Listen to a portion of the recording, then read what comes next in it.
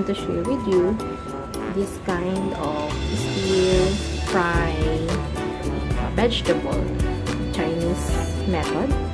Okay, I have here a cabbage, a long cabbage. Then I cut it into like this. Whatever vegetable is okay. It's up to you, whatever vegetable you like. But for this recipe, I want this one is the combination of this everything. Okay, now I have a vegetable. I have